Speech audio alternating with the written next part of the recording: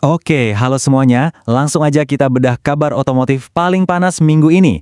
Kalau kalian ngaku pecinta motor ringkas yang desainnya nyentrik, wah kalian wajib banget dengerin pembahasan kita kali ini. Kenapa? Karena Honda Grom 2026 baru aja resmi terungkap.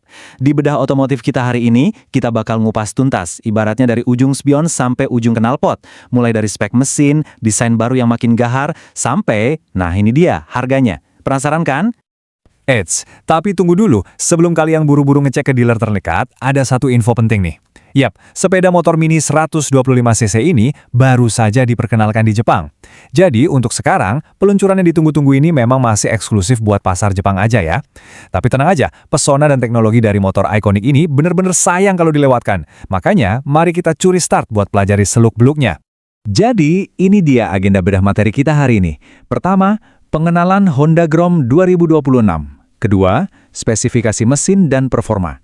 Ketiga, desain siluet mini sport. Keempat, suspensi dan keamanan pengereman. Dan kelima, harga dan potensi pasar. Bagian 1. Pengenalan Honda Grom 2026. Icon Mini Sport 125cc. Bagian 2, spesifikasi mesin dan performa. Jantung sang mesin. Nah, sekarang kita bedah jeroannya.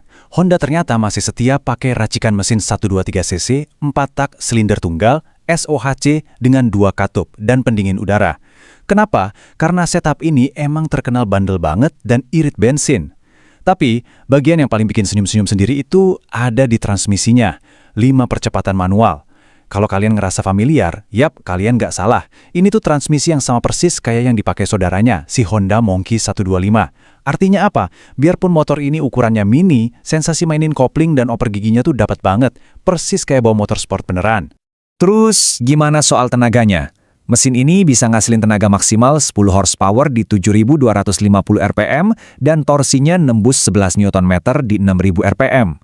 Kalau di atas kertas sih, angka segini mungkin kedengarannya biasa aja ya, apalagi kalau dibandingin sama motor-motor gede. Tapi ingat, bobot Grom ini super ringan.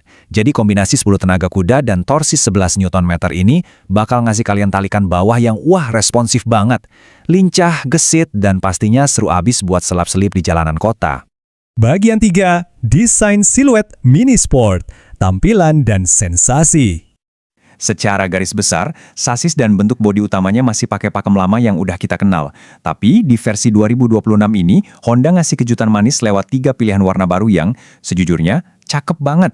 Ada GT Red yang kelihatan super agresif, terus Splendid Blue buat kalian yang suka tampil elegan, dan Pearl Shining Black yang ngasih kesan tangguh tapi tetap berkelas. Warna-warna baru ini bener-bener bikin garis desainnya makin tajam. Kerasa banget aura motorsport modernnya biarpun ukurannya mungil. Ngomongin soal modern, mari kita lihat sektor lampunya. Di bagian depan, Grom 2026 ini udah pakai lampu depan LED ganda yang cahayanya putih terang, bikin wajahnya kelihatan makin sangar.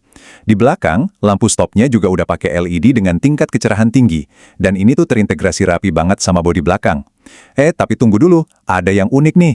Walaupun lampu utama dan belakang udah kekinian banget, ternyata lampu seinya masih setia pakai bohlam konvensional. Agak nyeleneh ya, tapi ini malah jadi perpaduan yang pas antara sentuhan modern dan kesan klasik yang fungsional. Bagian 4. Suspensi dan keamanan pengereman. Pengendalian dan kontrol.